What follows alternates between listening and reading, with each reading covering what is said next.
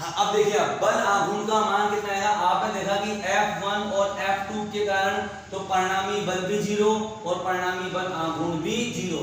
F3 और F4 के कारण परिणामी बल 0 आएगा, परंतु बलों की क्रिया रेखाएं अलग अलग होने के कारण दोनों बल मिलकर एक बल आघूर्ण का निर्माण करेंगे।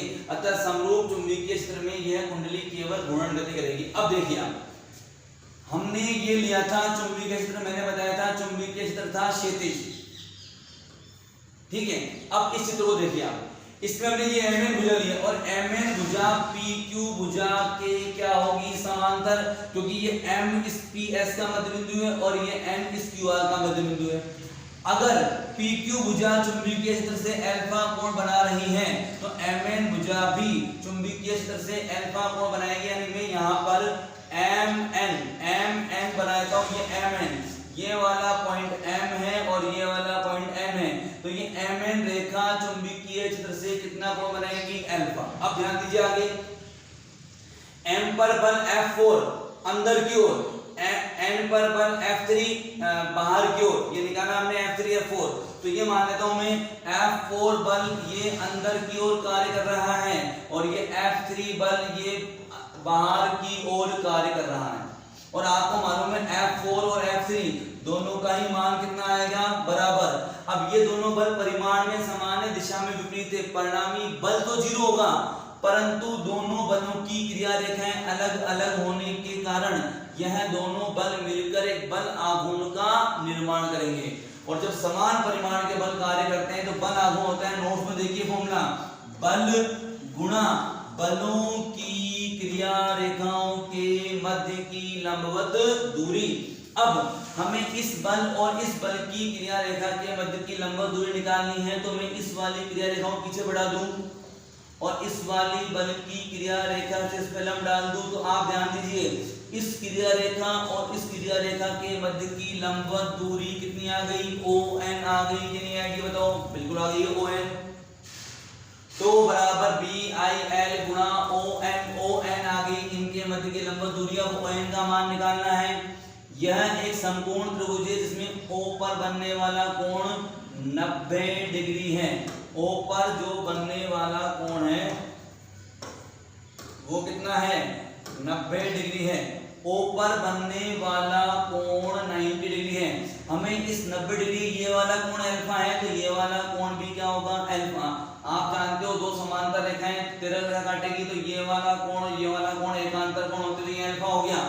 अब हमें ये मालूम है कि Mn भुजा कितनी है, B के बराबर है, लिख चुके हैं हम शुरुआत में ही कि Mn भुजा कितनी है, Mn भुजा B के बराबर है, ठीक है बेटा।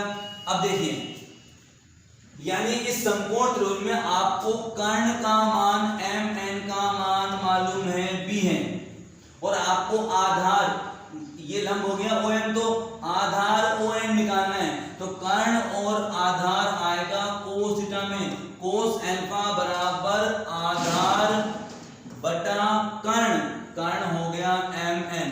तो आप देख सकते हैं यहां पर इस ON का मान आ जाएगा B कोस अल्फा।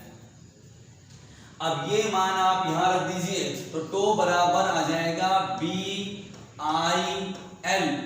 ये और ON का मान B कोस अल्फा। अब ध्यान दीजिए L गुणा B, लंबाई गुणा चौड़ाई, आयताकार कुंडली की लंबाई तो L और चौड़ाई B, तो ये तो हो गया कुंडली का क्षेत्रफल, इसको A लिख देंगे।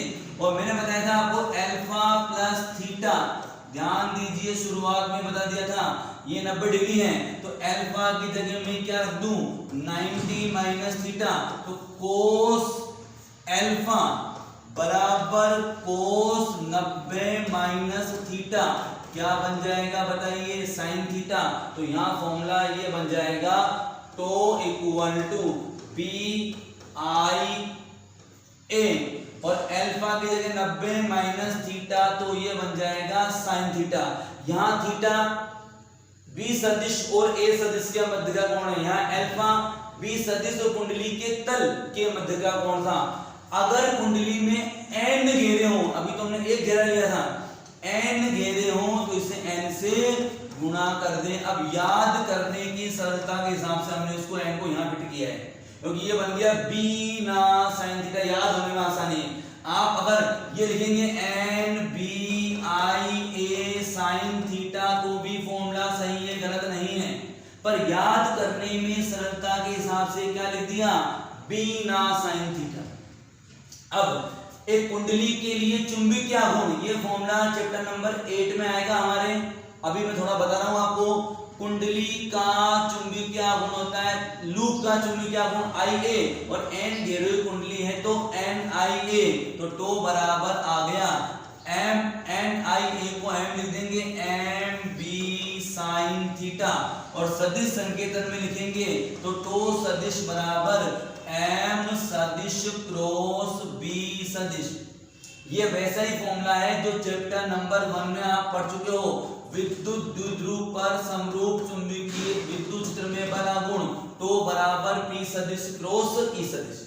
इसमें विशेष स्थिति आ जाएगी कि थीटा बराबर 0 या 180 है तो बल आघूर्ण का मान 0 होगा, और थीटा बराबर 90 डिग्री है तो बल आघूर्ण का मान अधिकतम होगा। तो कोई भी कुंडली को आप चुंबकीय क्षेत्र में रखेंगे तो उस कुंडली पर एक बल आघूर्ण कार्य करेगा, कुंडली पर कोई बल कार्य नहीं करेगा, परिणामी बल कितना होगा 0, परंतु बल आघूर्ण कार्य करेगा, जिसके कारण वह कुंडली उस समरूप चुंबकीय क्षेत्र में घूर्णन गति करेगी। और यही विद्युत मोटर का सिद्धांत है। विद्युत मोटर क्या करती है, विद्युत मोटर विद्युत ऊर्जा को यांत्रिक ऊर्जा में बदल देती है। तो विद्युत मोटर में क्या होता है, मोटर कुंडली होती है, उस कुंडली को हम दो चुंबकीय ध्रुवों के मध्य रख देते हैं, और जब बाह्य विद्युत स्रोत से उस कुंडली में धारा प्रवाहित करते हैं तो कुंडली पर बल आघूर्ण कार्य करता है और वो कुंडली घूमने लगती है, और उस विद्युत ऊर्जा को हमने बदल दिया यांत्रिक ऊर्जा में। अब उसको हम अलग अलग तरीके से यूज करते हैं, चक्की पीसने के लिए यूज कर सकते हैं, घर पर छाछ बनाने के लिए उसको यूज कर सकते हैं, फैन में उसको यूज कर सकते हैं। वो विद्युत ऊर्जा को यांत्रिक ऊर्जा में बदल देते हैं। ठीक है डियर स्टूडेंट, थोड़ा लंबा टॉपिक है, ध्यान से 2 वीडियो भेजें, ध्यान से दोनों वीडियोस को आप देखिए और इस टॉपिक को अपने नोटबुक में नोट कीजिए। Okay, thank you.